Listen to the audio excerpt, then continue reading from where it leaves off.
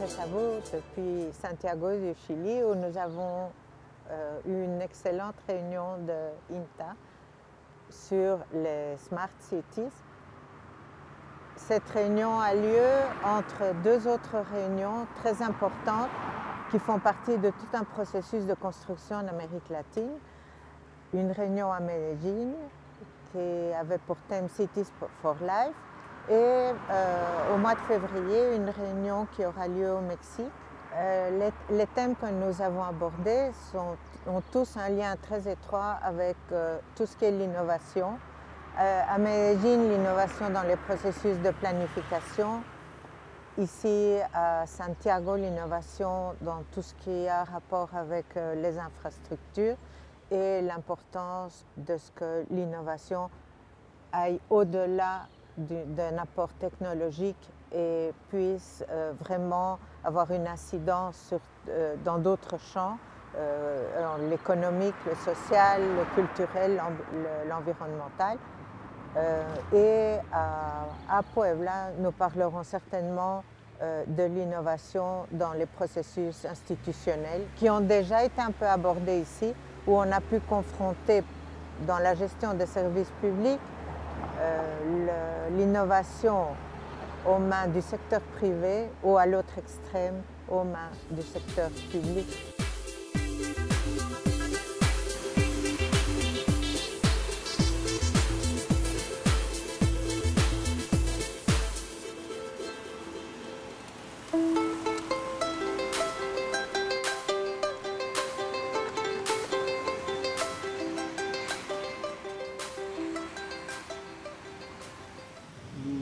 Nous voulons présenter les résultats que nous avons eus. En fait, ceci fait partie de l'effort de INTA pour établir un dialogue autour de ce que sont l'innovation et les services dans la ville, pour la ville de demain. Aujourd'hui, on a parlé beaucoup sur l'eau et l'impact qu'a le service de l'eau dans les territoires. Alors Marc, raconte-nous un peu ton expérience pendant ces 2 jours. Je crois que c'est intéressant d'avoir mis l'accent sur un service particulier qui est un service auquel l'ensemble des habitants est attaché, puisque c'est le service de base. Sans eau, il n'y a pas de vie. Et ce qui est intéressant, c'est qu'on aborde l'innovation pas en tant qu'objet particulier, mais en tant qu'il est le moyen pour les villes d'affronter les crises, d'affronter les défis qui leur sont lancés aujourd'hui à travers la crise énergétique, la crise d'alimentation en eau, les problèmes qui vont être liés au changement climatique, tout cela étant très lié pour penser ce que sera la ville demain. Là, je trouve que la discussion a été très intéressante autour des intelligences des villes, autour des infrastructures, la planification. Qu'est-ce que tu en penses, Michel, du point de vue de ce qui a été cette très intéressante discussion? On a été à peu près 10 pays rassemblés ici à Santiago pour avoir une vue commune sur ce problème essentiel qui est l'eau. Oui, comme vient de le rappeler Marc, ce qui est intéressant, c'est 2 choses particulièrement marquantes.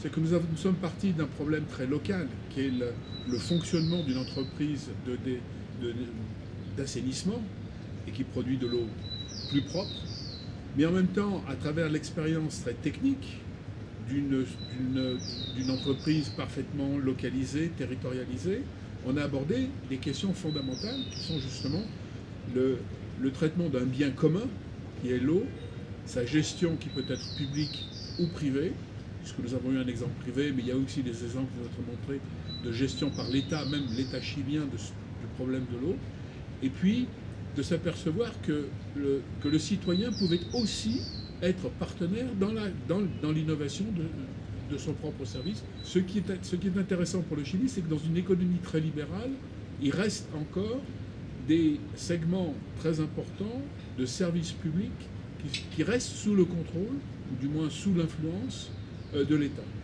Et l'eau a été un excellent exemple, avec ce que le ministère des Travaux publics a montré, d'amener l'eau dans des vallées qui en sont dépourvues et donc qui maintient l'idée que l'eau est un bien collectif et que sa gestion ne peut pas être totalement privatisée et qu'il appartient encore à la puissance publique d'en assumer la responsabilité. Et justement par rapport à une vision plus générale du rôle de l'État, ce qu'on a discuté a été très intéressant, je pense, parce qu'on a vu que finalement l'État, c'est lui qui doit représenter les intérêts, l'intérêt de tout, l'intérêt collectif. Et cette reprise d'un rôle important de l'État dans la société, c'est parfaitement lié à cette nouvelle vision de ville intelligente, de l'intelligence des villes, du rôle de l'innovation dans les services publics, du rôle de l'innovation du point de vue des communautés et du droit qu'ont les personnes, les individus, par rapport à l'accès à ces services, et en particulier à l'eau. C'est intéressant de voir comment une entreprise très capitalistique ne renonce pas à l'ambition d'avoir une responsabilité sociale. Mais en même temps, on s'aperçoit aussi de la limite de cette privatisation d'un bien collectif, d'un bien public, qui est le service de l'eau.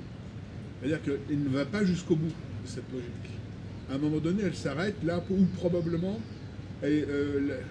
son bilan est mis en cause.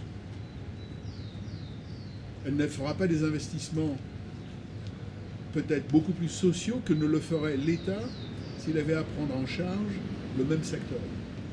Mais il n'empêche que c'est un exemple relativement intéressant. Est-ce qu'il peut servir de modèle pour le reste de l'Amérique latine sur les problèmes de gestion des infrastructures? Je n'en sais rien. Mais il faut reconnaître que c'est un exemple qui est significatif, signifiant, qui a du sens et qui soulève toutes les questions qu'on a posées. Et donc, de ce point de vue-là, l'exemple de Aguas Andinas est un exemple qui nous a intéressés et qui va enrichir la réflexion que nous menons sur les intelligences urbaines. Et en plus, parce que, d'après ce qu'ils nous ont expliqué, leur vision ne s'arrête pas simplement à rendre un service essentiel qui est l'eau pour les habitants de ce territoire, mais ils commencent à penser ce qui va arriver dans 10 ans, dans 15 ans, dans 20 ans, et l'impact possible qu'aura le changement climatique. Et ça, je pense que c'est un thème essentiel dans une vision stratégique pour une entreprise comme Aguas Andinas. Oui, je pense que ce que tu soulèves est le cœur du débat. L'entreprise gère un bien. Elle pourrait se contenter, entre guillemets, de rester au niveau de sa gestion d'aujourd'hui. Et l'ouverture que fait Aguas Andinas sur les évolutions qui vont être liées au changement climatique, et le directeur nous évoquait le problème des pluies brutales qui arrivent maintenant et qui mettent à mal le système de collecte et de traitement des eaux usées. Et la volonté qu'a l'entreprise de se tourner vers les évolutions, cette volonté est positive. Cela étant, tu évoquais tout à l'heure le rôle de l'État, on se rend bien compte que toute seule, elle va se heurter à d'autres intérêts que ceux de la distribution de l'eau. Et que donc, elle aura à un moment ou à un autre nécessairement besoin de l'autorité publique pour pouvoir mener à bien son projet d'amélioration du service. Parce qu'il va falloir peut-être créer des barrages, peut-être agrandir le terrain autour de protection, les périmètres de protection, ou alors que dans le même temps, la région métropolitaine de Santiago, confrontée à un afflux de population, est obligée de produire des quantités de logements. Et donc on voit bien que le conflit qu'il y a entre la gestion de l'eau et l'environnement de cette gestion qui est la ville, ce conflit nécessite l'appel à une autre autorité qui est celle de l'État. Ce que tu soulignais comme étant l'un des aspects de nos débats ces 2 jours.